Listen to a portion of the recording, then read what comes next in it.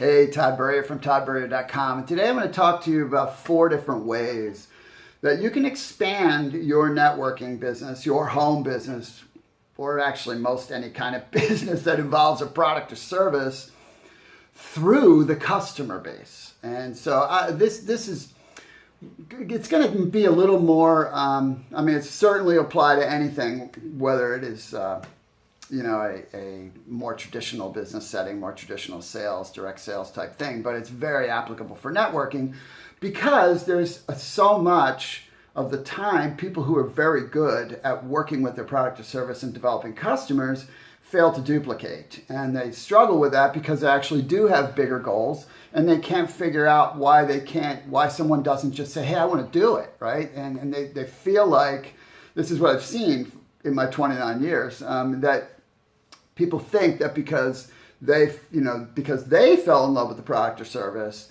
and then decided to work with it, that their customers will too. And yes, that happens. It does happen, but you can't count on it happening as the mechanism to build something if you want to earn more than a few extra $100 a month, right? If you want to make a few $100 extra a month, you don't have to do any more than find customers and serve them, right? And that's not that difficult to do because people like great products. They like cool products. They like great products. They like, that's the age that we're in. All you have to do is be proactive.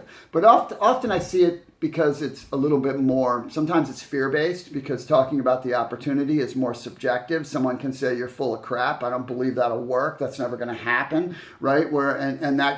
And someone who's in the process of trying to build it, who's never built something before, that affects them, right? That I know what that feels like. I mean, I spent plenty of time there, and so so that it's safer, right? Because product belief is not subjective, right? If I'm using a product and I believe in it, I don't care what you say. It doesn't change my result, right? It doesn't change that I enjoy it, that it's working for me.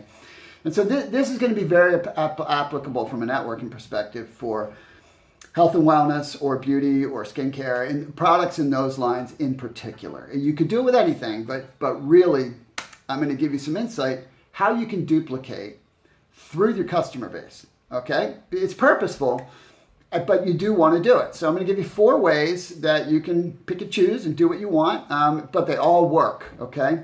So the first is the direct approach, right? The direct approach, you've got someone who loves the product, and you have to know your customers are your best prospects ever, right? Your best prospects ever.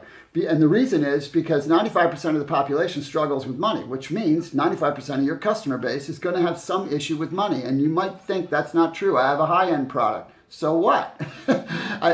People who have a lot of money struggle with money, okay? So it's just the truth. So don't perceive someone living in a nice home, someone having apparently lots of nice things. It doesn't mean anything. It doesn't mean that they don't have money issues, okay?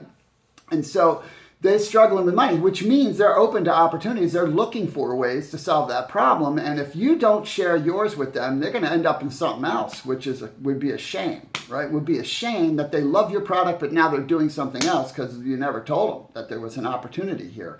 And so the direct approach, you can't do this right away, right? Because you don't want to confuse the customer with your intention, right? So you want to make sure this person is very happy with the product first. So maybe that's a few weeks, maybe it's a month, maybe it's 6 weeks. I don't know. Your timing is your timing based on your product line and the result this person gets. But once you know they've gotten a great result, it's as simple as using the stuff I teach in the 27 scripts that are a free download at Tburrier.com or in the deeper training and the blueprint process. I teach you everything to say, but it's as simple as making a comfortable approach, because it's got to be comfortable, and just saying something as simple as, hey, I know you love the products, and I'm expanding my business, and people who love the products do very well. Would you like to sit down and chat about it and learn a little bit more about it? If it's not for you, that's fine, right? That's fine. Are you open to that, right? Or are you open to learning a little bit more about what's here? I know you love the products. If it's not for you, that's fine. But I'm expanding my business, and you're the kind of person I'd like to work with. This is just real, easy, comfortable stuff that because of the way you've done it, if they say, no, I'm happy just using the products, fine, right? Fine. They won't feel pressured because you did it in a nice way. Okay, so that's the first, is the direct approach. Second is purely asking for referrals. Now this may end up creating two scenarios. It's in one case, the customer might actually reach back and say, well, wait, maybe I'd be interested. But you use the same concept. Hey, I know you love the product.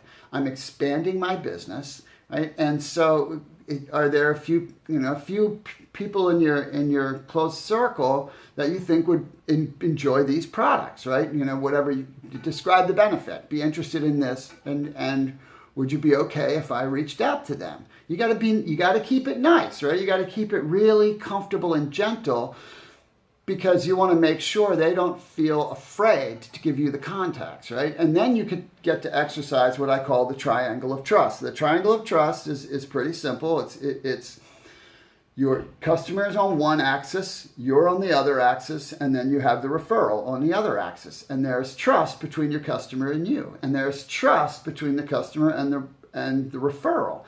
And so there is implied trust between that referral and you, right? It's just your job to augment that trust. When you reach out, you treat them with the same exact kind of behavior I teach, right? By kindness and respect, and making them comfortable and no pressure, so that you honor the relationship, right? So you have to honor the relationship between those two people, and you are in a tremendous position to expand your business. So that's the second way, asking for a referral. There are entire companies that is their model, right? They build their entire business that way.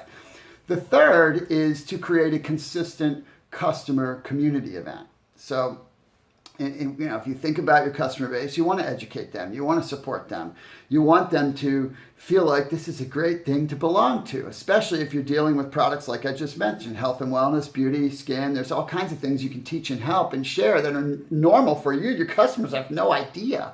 And the more educated they are, the better your retention is, by the way. So what you'll do is, maybe it's once a month you do this, and you can do it by online using Zoom or something, or you do it in person. But you provide education and support, and then a way for the customers to share some stories and encourage them to bring a friend if they'd like, and you just make it a fun little thing. So that's another way that will absolutely work. And then in the context of that, you can share a little bit about how the program works for anyone who'd like to learn more about that, right? It's soft and comfortable. It doesn't scare anybody, but it allows them to reach out because you're giving them value. Okay, so, and they might feel like, wow, this is kind of fun. I would like to know how to do this. And so then the fourth thing is have them host an event. Obviously, this has been done a bazillion years, right? Many major companies were built this way, where you could call it a party, you could call it a gathering, you could call it whatever you want. And again, you can do this online or in person, but it's a win-win, because you talk to your great customer about inviting some of their friends, and they get something, right? Maybe you have a referral concept and they actually get the referrals from that, right? And so you get a piece and they get a piece, or maybe you give them a percentage of the sales, or however you want to do it. But that is, again, another simple thing that's been proven. So everything I just gave you is proven, but sometimes I see people like, what do I do, right? And they forget fundamentals in people. Right? So that's what it's always about. So I hope this was helpful for you. Feel free to share it. And again, if you're new to me and you're getting this on YouTube, you can head over to my blog. If you're on the blog seeing this and you have not gotten your 27 scripts, which will also subscribe you to my blog, make sure you do that. They will really, really help you and anyone on your team that you share them with. So great to have you here. Thanks for watching, and I'll see you next time.